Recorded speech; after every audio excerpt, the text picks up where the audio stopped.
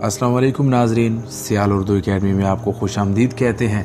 आज की इस वीडियो में हम बात करेंगे तहरीक अलीगढ़, जिसे सर सैयद अहमद खान की तहरीक भी कहते हैं। तहरीक अलीगढ़ का पस मंजर, तहरीक अलीगढ़ के सियासी, मजहबी और अदबी मकासद। वीडियो को शुरू से लेकर आखिर तक देखें, आपकी मालूमात में इजाफा होगा। तो आइए शुरू करते हैं।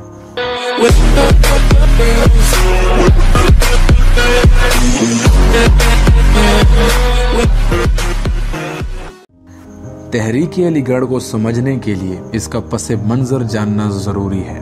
1857 की जंग आज़ादी में मुगल शहनशाह बहादुर शाह जफर को शिकस्त हुई और मुगलिया सल्तनत मुकम्मल तौर पर खत्म हो गई। जंग आज़ादी में सबसे ज्यादा नुकसान मुसलमानों को हुआ, क्योंकि उन्होंने इस जंग में बढ़ चढ़कर हिस्सा लिया था, जिस पर अंग्रेजों का ये तासुर कायम हो गया कि उनके असल दुश्मन मुसलमान ही हैं। और फिर देखते ही देखते कितने मुसलमानों को गद्दर के इल्जाम में सजाए मौत दे दी गई, उनकी जायदादें छीन ली गई, मुसलमानों पर रोजगार के तमाम मौके बंद कर दिए गए, मुसलमानों के छोटे मोटे पेशे और कारोबार को बर्बाद कर दिया गया। इस तरह मुसलमानों के अंदर माशरती, इक्तसादी, सियासी और हर एतबार से बदहाली फैल गई। सर सैयद अहमद खान भी 1857 के इन हालात को अपनी आंखों से देख रहे थे। उन्होंने हिंदुस्तानी मुसलमानों की फलाह बहबूद के लिए और अंग्रेजों के दिल में मुसलमानों के खिलाफ कायम करदा उस तासुर को दुरुस्त करने की कोशिश की, जिसे बाद में सर सैयद की तहरीक का नाम दिया गया। 1869 में सर सैयद इंग्लिस्तान गए और ये फैसला किया कि कैम्ब्रिज की तर्ज का एक इदारा हिंदुस्तान में भी कायम होना चाहिए, और वहाँ के अखबारात स्पेक्टेटर और गार्डियन से मुतासिर होकर सर सैयद ने तालीमी दरसगाह के अलावा मुसलमानों की तहजीबी जिंदगी में इनकलाब लाने के लिए इसी किस्म का अखबार हिंदुस्तान से निकालने का फैसला किया, जिसको बाद में अमली जमा भी पहनाया गया और तहजीबुल इखलाक के नाम से रिसाले का इजरा हुआ, जिसने सर सैयद के नजरियात की तबलीग और मकासद की तकमील में आला खिदमात सर अंजाम दी। तहरीक अलीगढ़ को अगर सियासी नुक्ते नज़र से देखा जाए तो अंग्रेज़ों ने पहली मर्तबा यहाँ आने के बाद ये एहसास पैदा किया कि हिंदुस्तान में दो कौमें आबाद हैं, हिंदू और मुसलमान। अंग्रेज़ों की तमाम तर हमदर्दियाँ हिंदुओं के साथ थी। हिंदुओं को ज़्यादा मौके फराहम किए गए आगे बढ़ने के लिए। इसकी एक वजह शायद ये भी है कि हिंदू धड़ाधड़ उस वक्त अंग्रेजी तालीम हासिल कर रहे थे, लेकिन मुसलमान उस अंग्रेजी तालीम को गुनाह समझते थे।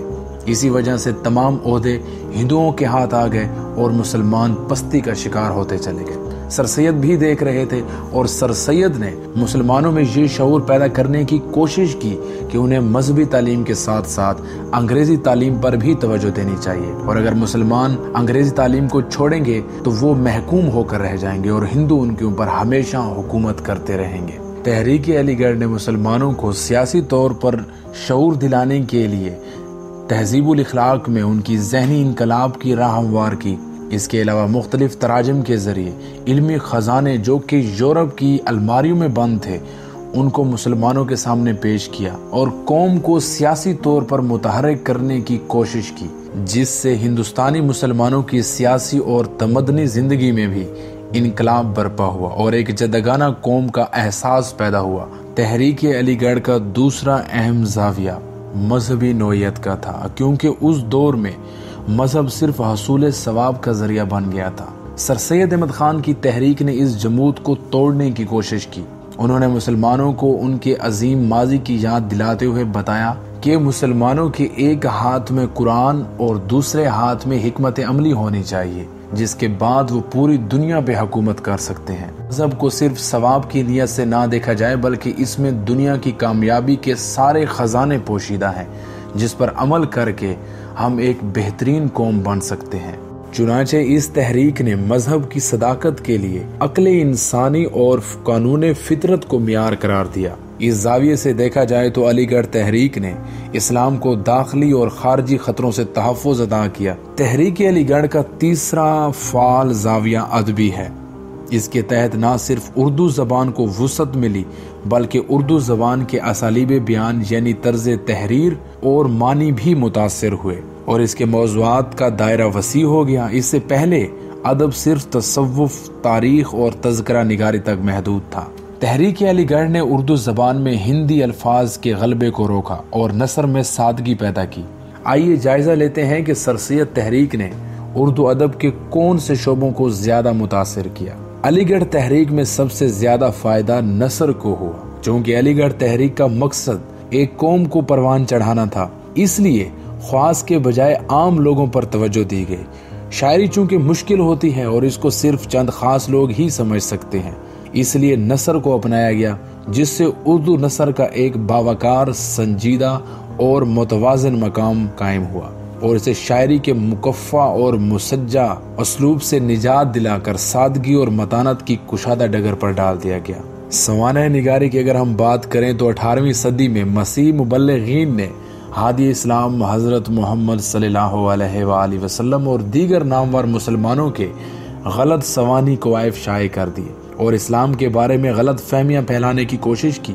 अलीगढ़ की तहरीक ने इस्लाम और बानी इस्लाम के बारे में फैलाई गई गलत फहमियों के अजाला करने की कोशिश की। चुनाचे सर सैयद की खुतबात अहमदिया, मौलवी चिराग अली के 2 रिसाले, बीबी हाजरा और मारिया कब्तिया, डिप्टी नज़ीर अहमद की उम्महातुल आला में तारीखी सदाकतों को पेश किया गया। लेकिन इस दौर के सबसे बड़े सवाने निगार शिबली नुमानी और अल्ताफ हुसैन हाली थे। शिबली नुमानी ने इस्लाम की नामवर हस्तियों की जिंदगी और कारनामों को तारीख के तनाजुर में पेश करके आवाम को इस्लाम की मिसाली शख्सियात से रोशनास कराया, जबकि मौलाना अल्ताफ हुसैन हाली ने अपने अहद की अजीम शख्सियात की सवानी खाके मुरतब किए। चुनाचे यादगार गालिब, हयात जावेद और हयात सादी इस सिलसिले की कड़ियां हैं।